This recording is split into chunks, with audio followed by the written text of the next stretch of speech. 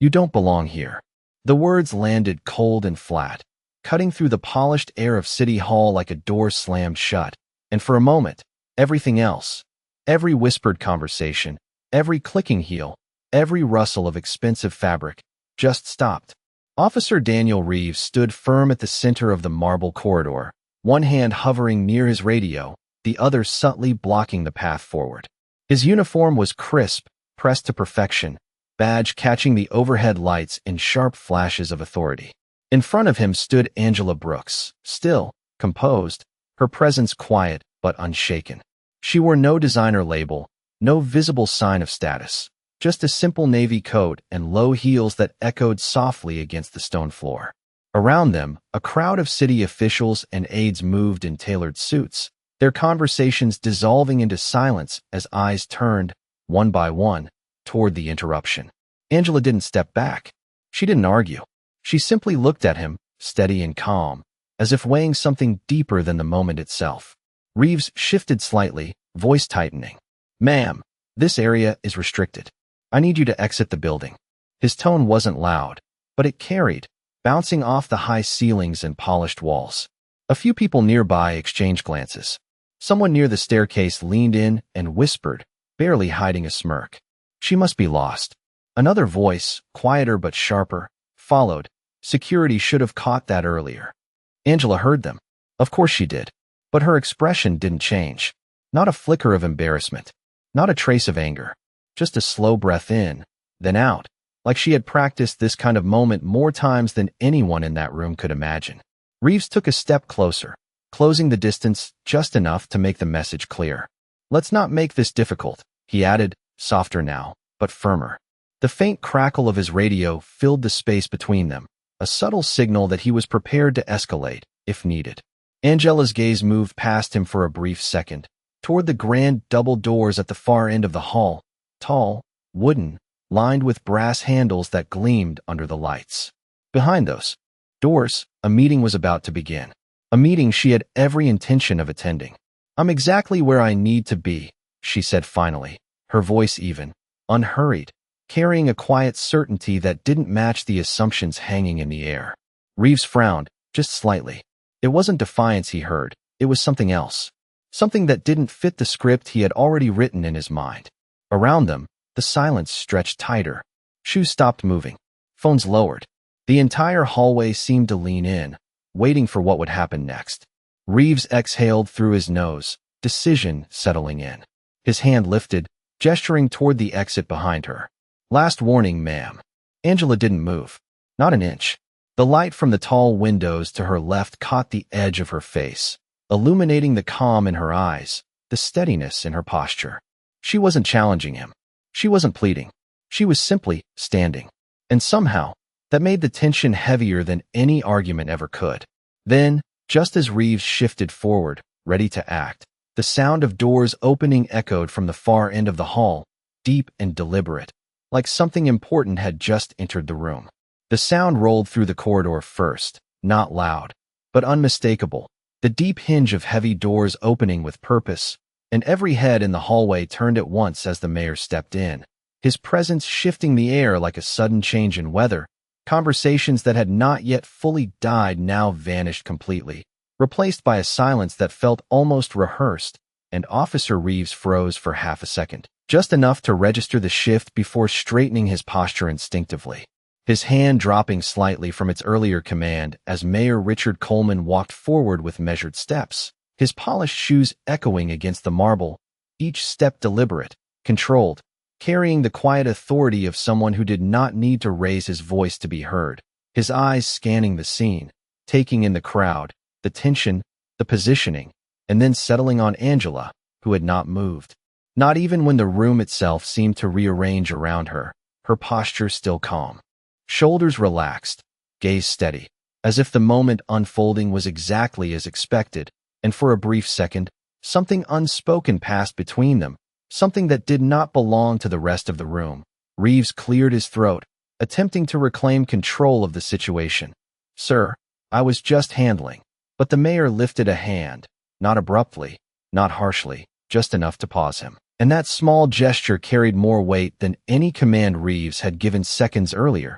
The crowd leaned in closer now, subtle shifts of bodies, the faint sound of fabric brushing as people adjusted their stance, phones lowered but not forgotten, eyes wide with curiosity, because something about this moment felt different, like the edge of a story about to turn. The mayor stepped closer, stopping just beside Angela, not in front of her, not shielding her, but aligning himself with her in a way that quietly redrew the lines of power in the room. Reeves blinked, confusion flickering across his face, his earlier certainty beginning to crack. "Is there a problem here, officer?" the mayor asked, his tone even, almost conversational, but beneath it was a precision that left no room for misinterpretation. Reeves hesitated, choosing his words more carefully now. "She does not have clearance for this area, sir. I was escorting her out before the meeting begins." He gestured lightly toward Angela, but the motion felt smaller now, less confident than before. The mayor followed the gesture with his eyes, then looked back at Reeves, holding the silence just a fraction longer than comfortable, long enough for the tension to stretch, long enough for every person in the hallway to feel it settle into their chest. And then he spoke again, slower this time, each word placed with intention. "Are you certain about that?" Reeves opened his mouth, then paused, the question landing heavier than expected, because it was not just about procedure anymore. It was about something else, something he could not quite name, but could clearly feel slipping out of his control. Angela remained still, her presence unchanged, her calm now standing in quiet contrast to the shifting energy around her. And in that stillness, the room began to realize something it had missed from the very beginning, not in her clothes, not in her silence, but in the way she stood there without needing to prove anything at all. The question lingered in the air, heavier than any command that had come before it. And for the first time since the confrontation began, Officer Reeves felt the ground beneath his certainty shift, not dramatically, not all at once, but just enough to make him hesitate, his eyes flicking briefly from the mayor to Angela and back again, as if searching for something he had missed, something that should have been obvious, but was not, at least not until now.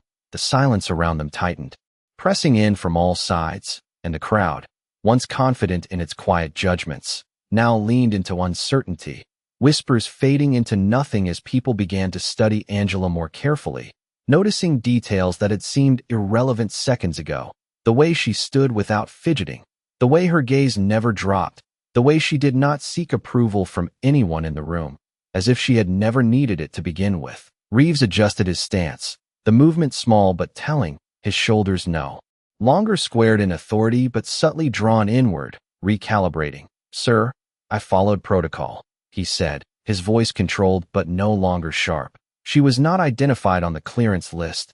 The words sounded reasonable, even correct, but something about them now felt incomplete, like a rule applied without understanding the situation it was meant to govern. The mayor did not respond immediately. Instead, he turned slightly toward Angela, his expression softening in a way that contrasted with the tension filling the corridor. And in that moment, the room began to understand that whatever was happening was no longer about access or procedure. It was about recognition, about the difference between seeing and assuming. Angela met his glance with the same calm she had held from the beginning. No nod, no smile, just a quiet acknowledgement that needed no audience. Reeves swallowed, the subtle sound almost lost beneath the hum of the overhead lights, his earlier confidence now replaced by a growing awareness that the situation was unfolding beyond his control, and that realization carried a weight far heavier than any mistake he could name. A man near the staircase shifted his stance, his earlier smirk gone, replaced by a tight expression of unease. Another woman lowered her phone completely, as if suddenly aware that this was not a moment to observe from a distance, but one that might reflect something uncomfortable back at her. The mayor finally spoke, his voice steady, measured, each word landing with quiet precision. "Protocol is important, officer, but so is judgment." The statement was simple, but it cut deeper than any reprimand, not because it raised its volume, but because it exposed something fundamental, the difference between enforcing rules and understanding people. Reeves nodded slightly, the motion almost automatic, but his eyes betrayed the tension building beneath the surface. He glanced once more at Angela, and this time, He did not see someone out of place. He saw someone entirely still in a room that had begun to shift around her. Someone who had never needed to argue because she had never doubted her right to stand where she was. And that realization settled into him slowly, like a truth arriving too late to be ignored. The mayor took a half step forward, positioning himself fully beside Angela now, and the subtle alignment changed everything, not loudly, not dramatically, but unmistakably, as if the invisible lines that defined the space had been redrawn in real time, and the room, once certain of who belonged where, now found itself waiting for the answer it had already begun to fear it had gotten wrong. The silence did not break all at once. It stretched, thin and fragile, like something waiting to snap, and in that space, every small movement became louder than it should have been. The faint hum of the overhead lights, the soft shift of leather shoes against polished marble, even the quiet inhale of breath from people who no longer felt invisible in the moment. And Officer Reeves stood there, no longer certain where to place his authority, his hand lowering fully from his radio now, fingers curling slightly, as if unsure what they were meant to do next, his eyes moving again to Angela, but this time slower, more deliberate, searching for the detail he had overlooked, something that would explain the shift in the room, something that would restore the balance he had lost. But nothing in her appearance changed, no badge, no announcement, no visible sign of rank, just the same calm presence that had been there from the start, unchanged, unbothered, and that made it harder, not easier, to understand. The mayor glanced briefly at the crowd, then back at Reeves, his voice lowering just enough to draw attention without raising alarm.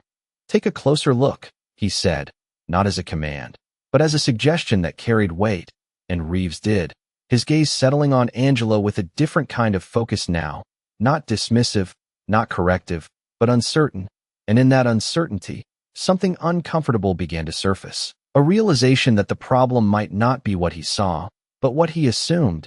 Angela shifted her weight slightly, not stepping back, not stepping forward, just enough to break the stillness with a quiet reminder that she was not an object in the scene, but a presence within it, her coat catching a thin line of light from the tall windows, the reflection subtle but steady, and for a moment, Reeves noticed the smallest detail, the way she held herself as if she had stood in rooms far more demanding than this one. Rooms where silence carried consequences and words were chosen with precision. And that detail did not match the conclusion he had drawn minutes earlier. The crowd felt it too, the shift from certainty to doubt moving like a ripple through the hallway. The earlier whispers replaced by something quieter, heavier, a recognition that something had been misread.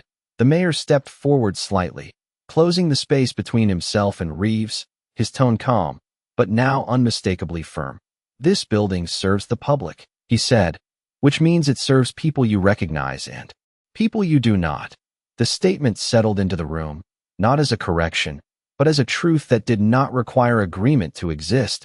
Reeves nodded once, slowly, the motion careful, as if acknowledging something he had not yet fully processed, his voice lower now, almost measured.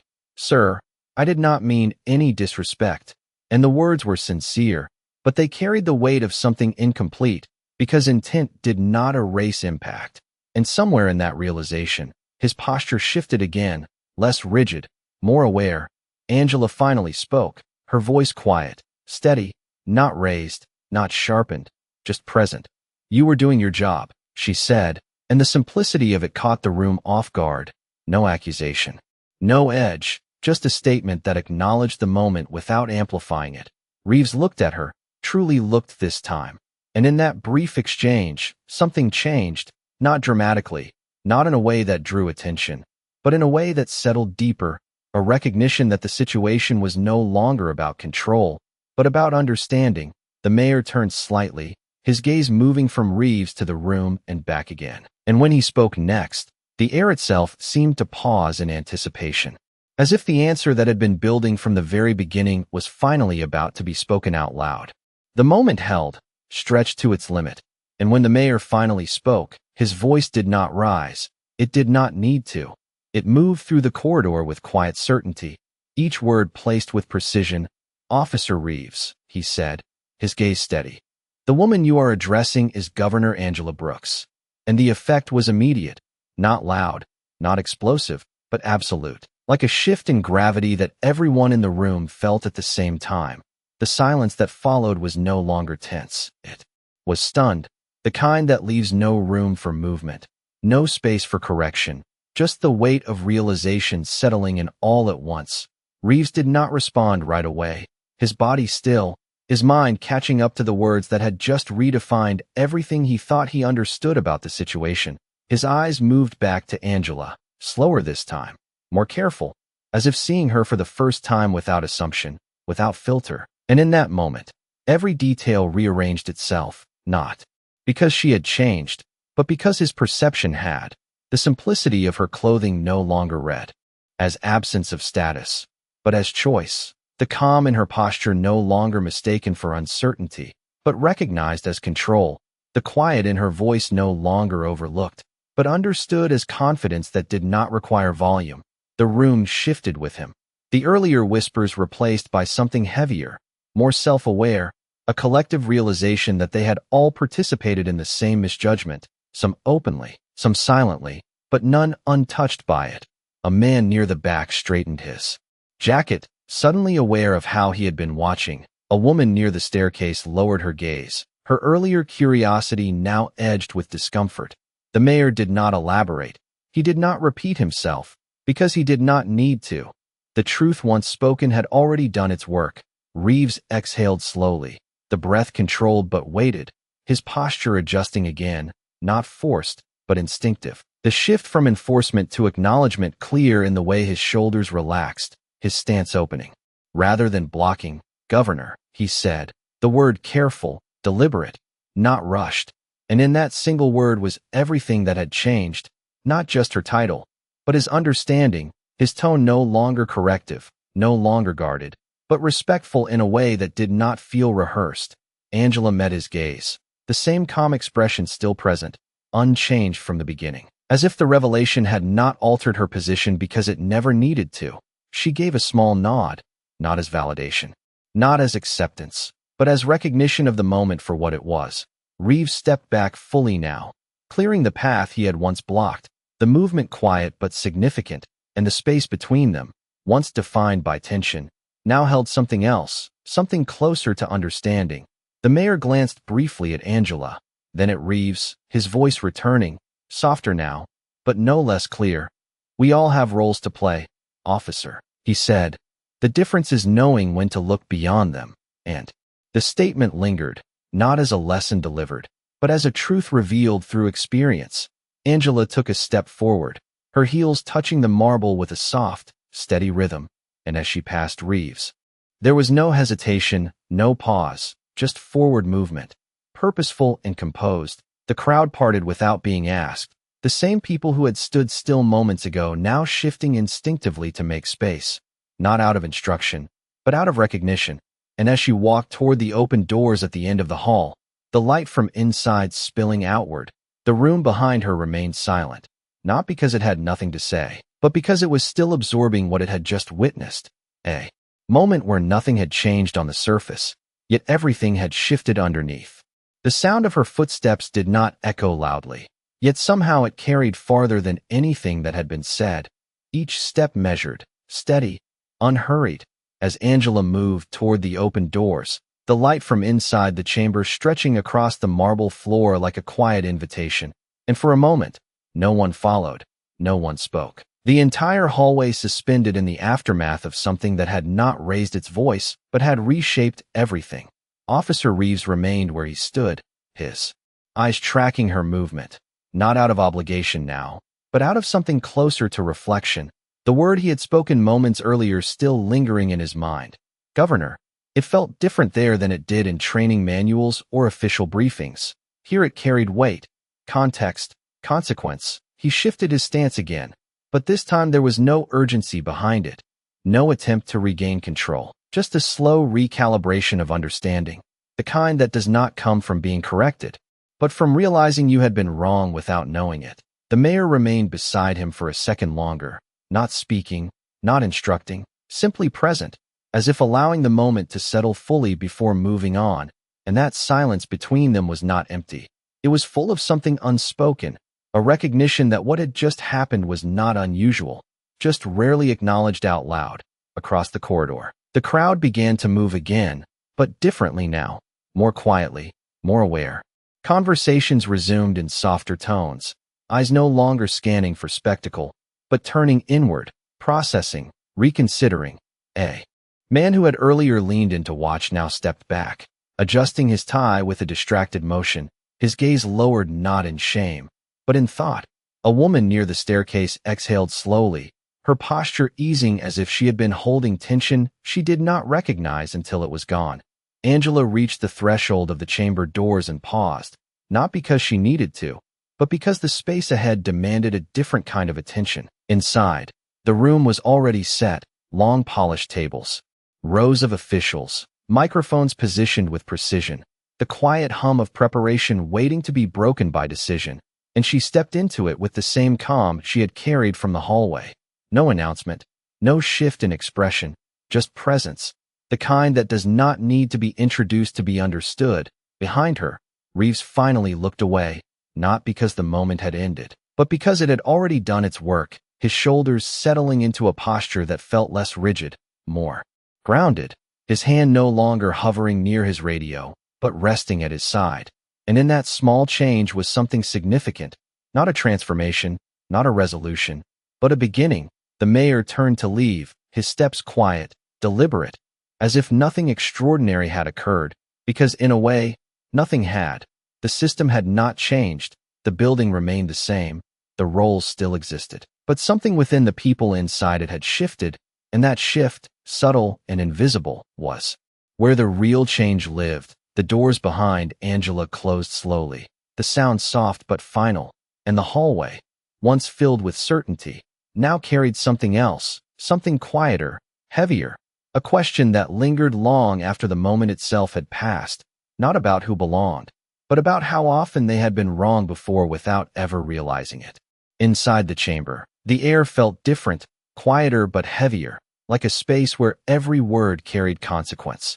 And as Angela stepped forward, the low murmur of conversation began to fade, one voice at a time, until attention gathered without being called, heads turning not out of surprise now, but recognition, the kind that arrives after.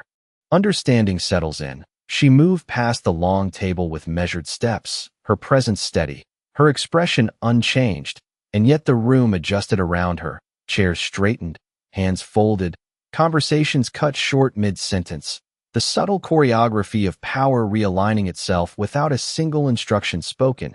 At the far end, a senior advisor stood, not abruptly, not dramatically, but with a quiet acknowledgement that signaled the beginning of something more formal, more intentional. And Angela took her place without hesitation, setting a folder down on the polished surface, the soft sound of paper against wood echoing more clearly than it should have. A reminder that the room was listening now, not just hearing. Across from her, a council member shifted slightly, clearing his throat as if preparing to speak, but stopped, the moment not yet his. The silence held for a beat longer. Then Angela looked up, her gaze moving across the table, not scanning, not judging, just seeing. And when she spoke, her voice did not rise. It did not need to. It carried with it the same calm certainty that had filled the hallway. "Let us begin," she said, simple, direct, and the meeting moved forward. But something underneath it had changed. The discussion that followed was structured, measured, reports referenced, figures cited. But beneath the surface of policy and planning was a quiet awareness that had not been there before, a recognition that authority did not always announce itself, that presence did not always match expectation, and that lesson lingered in the pauses between sentences, in the careful choice of words, in the way people now listened a little longer before speaking. Outside the chamber, the hallway had returned to motion, but not to what it was. Officer Reeves stood near the same spot, though the space around him felt different now, less defined by control and more by reflection. He replayed the moment in his mind, not the correction, not the reveal, but the seconds before it, the assumptions made without question, the certainty that had guided his actions, and he realized it had not come from malice, but from habit, from patterns learned and repeated. Without being examined, and that realization settled deeper than any reprimand could have. The mayor passed by once more, this time without stopping, but as he did, he gave a small nod, not of approval, not of dismissal, just acknowledgement, and Reeves returned it, a quiet exchange that needed no words. The hallway lights hummed softly overhead, the same as before, the marble floor unchanged. The doors still opening and closing as people moved through their routines. But for Reeves, the space no longer felt the same.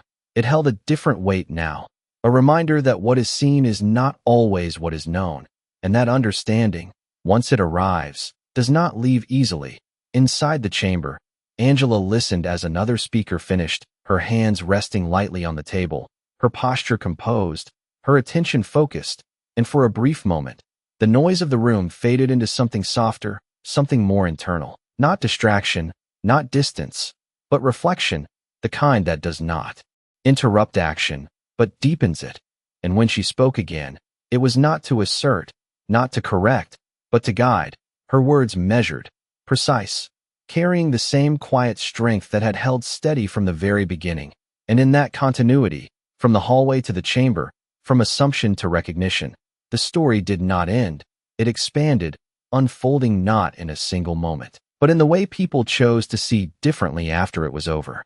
The meeting moved forward with a steady rhythm, voices rising and falling in measured turns. But beneath the structure of agendas and reports, something quieter continued to unfold, a shift not written in any document, but present in the way people now chose their words more carefully, in the way pauses lasted just a fraction longer, as if each person in the room had become aware that certainty could no longer be taken for granted. Angela listened without interruption, her gaze steady, her posture unchanged, absorbing each detail not just for what was said, but for what was left unsaid.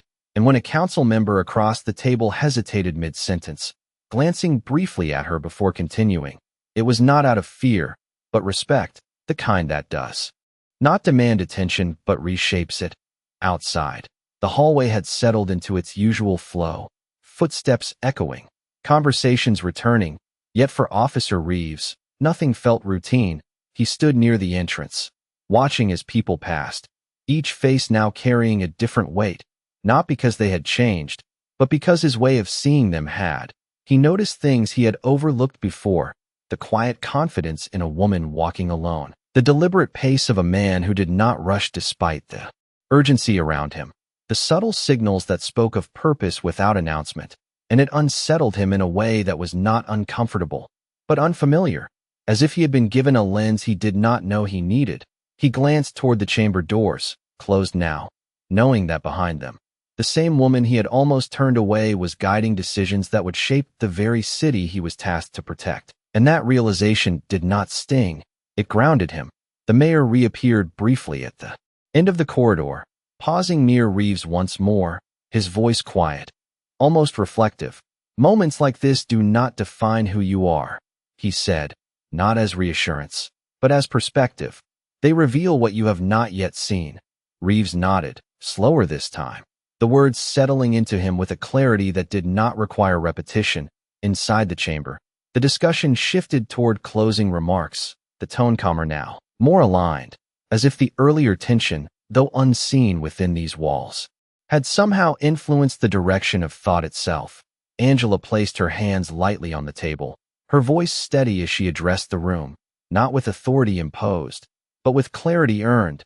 And when she finished, there was no immediate applause, no sudden movement, just a quiet acknowledgement in the form of stillness, the kind that signals agreement without needing to declare it. She gathered her folder, rising with the same composure she had carried from the beginning, and as chairs shifted and people began to stand, the room did not rush ahead of her. It followed, not out of obligation, but alignment.